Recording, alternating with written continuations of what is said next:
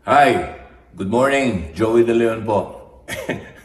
Ito'y para lang matapos yung mga usap-usapan. No? Unang-una, hindi namin kaaway yung Showtime.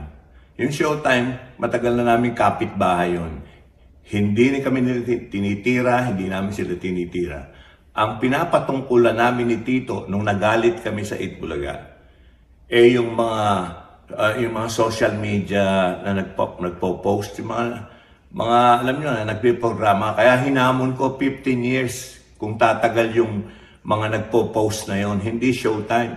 Oy, happy anniversary Showtime 15 years na nga yung Showtime. Ba't ko hahamunin yun? Mahal namin ang Showtime dahil kasabayan namin, dadalawa na lang kami. Huwag nyo kaming pagsabungin. Hindi po kami, magkakaibigan din kami.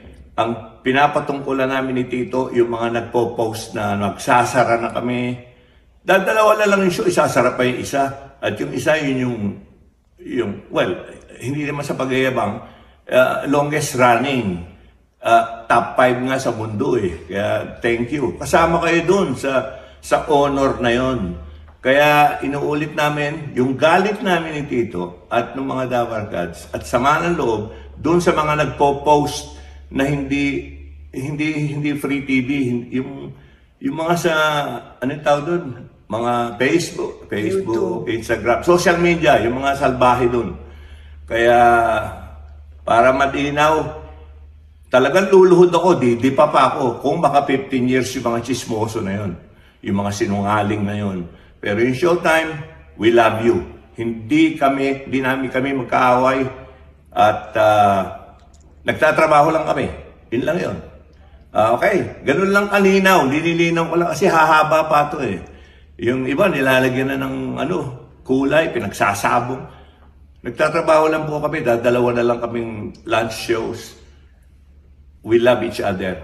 Matagal na, mahigit 1 dekada na kaming magkapitbahay. So yun lang po.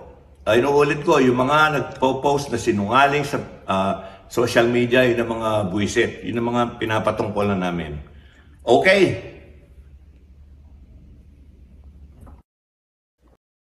Ayan, magandang umaga mga ka-Ligitaricans. So narinig niyo naman po siguro ang paliwanag ni Henyo Master Joey De Leon. Ako, grabe, napahanga po ako lalo na naman po sa TVJ.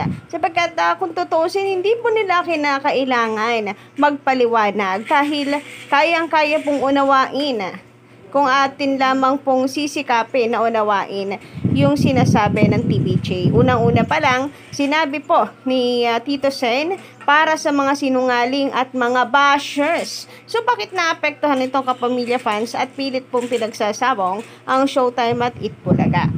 Kaya nga malakas maghamon itong si Henyo Master Joey De Leon ng pag naka 15 years, luluhod siya. Dahil ang pinapatungkulan po niya ay yung mga nagkakalat po ng fake news. So at least ngayon, naging malinaw po muli ka-Ligitaricans. Sabi ko nga, hindi po kailangan ng TVJ ipaliwanag ito.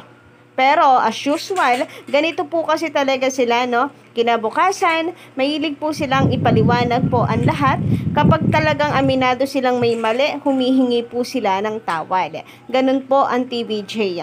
And ngayon, muli po nila itong ginawa kahit hindi naman kinakailangan. So sana matahimik na ang mga Kapamilya fans na masyado pong allergy sa Itbulaga. Hindi po magkaaway ang TVJ at ang It's Showtime.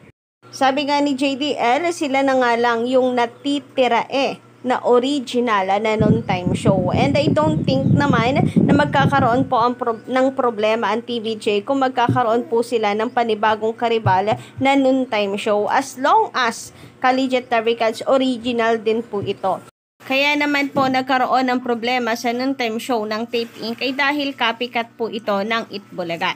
Dahil pilit po nilang kinukuha ang titulong Itbulaga. Meaning, hindi po sila original. They are fake and trying hard. Hindi ko nga rin po maintindihan itong mga Kapamilya fans bakit gigil na gigil po dito kay Henyo Master Joey De Leon. Hindi lang po nila pinagbabangay ang Showtime at ang Itbulaga, kundi talagang sinisira po nila ang Itbulaga sapagkat grabe po yung reaction nila na para bang sila po yung natamaan. Or sadyang mahina lang po ang comprehension ng mga ito. So sana naging malinaw na po ito sa lahat, Kadawikads. Sana matigil na po ang issue na to kasi sabi ni JDL nga, hahaba at hahaba pa ito kung hindi po lilinawin po ang issue na ito. So dito po natin makikita mga ka-Legitary kasi hindi po manggagamit ang TVJ at umaasa lamang po sa mga ganitong viral issues para lamang po tumaas ang kanilang ratings. Meron pong ganyan no? Sinasakyan pa po yung hype, gumagawa sa dyan ng issue at ng ingay sa social media para tumaas ang ratings. Pero hindi po ganoon ang TVJ. Katunayan, ang mga ganitong issue, ninanais pa po nilang maputol na agad-agad para sa katahimikan po at kapanatagan ng kanila pong mga taga-suporta. Sabi ko nga, ang mga fans ng TVJ, mula nang pumutok po ang balitang ito ay nagde-demand na linawin po nila ang issue na ito. So ngayon, pinagbigyan po nila ang kanilang mga fans. And about naman sa magkasundo ang Showtime at ang Itbulaga, ang sarap po pala pakinggan, ka-Legitary Gods, no, na hindi sila magkaaway. So siguro ganun lang talaga, no, mga fans. Palibasa may kanya-kanya nga pong sinusuportahan.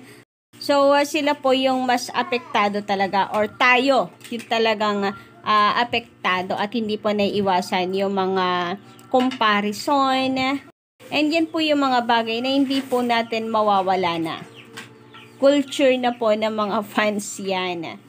Ang importante, ang TVJ po at ang Showtime ay meron pong mutual understanding and they love each other bilang sila na nga lang yung natitira na noon time show na original, matatag, ka-legit labigan. So, kanya-kanyang pakulo lang naman yan Kanya-kanyang gawa ng paraan kung paano nila pasasayahin yung kani-kanilang fans. Kasi at the end of the day, may kani-kanilang fans na po sila and doon sila nagpo-focus ang TVJ sa pagpapasaya po ng kanilang mga viewers, ng kanilang mga fans. Same lamang din po dito sa It's Showtime. Yun din po ang ginagawa nila. Ang pasayahin yung mga taga-suporta nila. Yun nga lang talagang ang mga taga-suporta ay mahilig pong mga bilang bakod. Kaya nagkakaroon po ng gulo. But between fans lang naman po yun. And I'm hoping na hanggang dito na nga lang sana Bangayan na lang sana ng mga kapwa fans. Pero yung maninira ka, gagawa ka po ng fake news, di ba?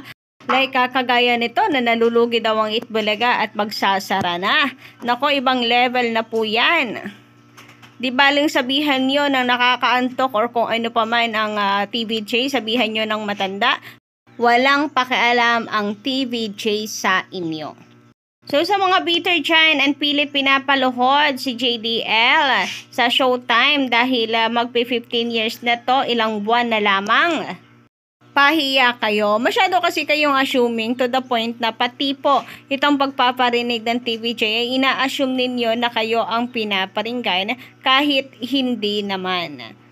Anyway, bukod nga po dito sa paglilinaw na ginawa ni JDL kung sino talaga ang kanilang pinaparinggan, lumabas na rin nga po pala ang report tungkol dito sa kinita po ng Itbulaga taong 2023. So, kalahating buwan ka-Legitary Gods. Pero, nasa 90 million ang kanilang kinita. Grabe, napakalaking pera po niyan ka-Legitary Gods. Tapos, sasabihin na nalulugi ang Itbulaga. So, supalpal po ang lahat ng mga gumagawa po ng fake news sa Itbulaga. Sapagkat sa 90 million, nasa 500 million guys ang gross income din. Ito pong mga nagastos nila nasa 400 million na mga ka-Legitary Gods kasi knowing naman na marami pong kinakailangan pa ang Itbulaga noong bagong lipat sila sa TV5. Sabi ko nga po mga ka-Legitary Gods ay tila nag-back to zero po sila. Sapagkat marami po ang mga naiwan dito sa Tape Inc.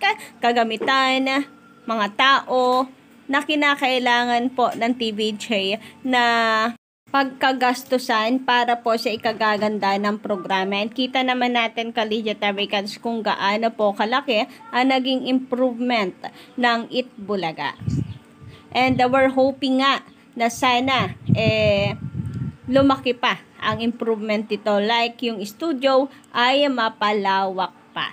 So hindi man nila magawa sa ngayon, we're hoping na mangyari po ito at makalipat ang TVJ upang sa gayon, yung mga segments na magaganda na iniintay po ng mga Legit Americans na maibalik po ng TVJ ay magawa na po nila. So yun lang guys ang ating update. Don't forget to click the subscribe button and notification bell for more updates.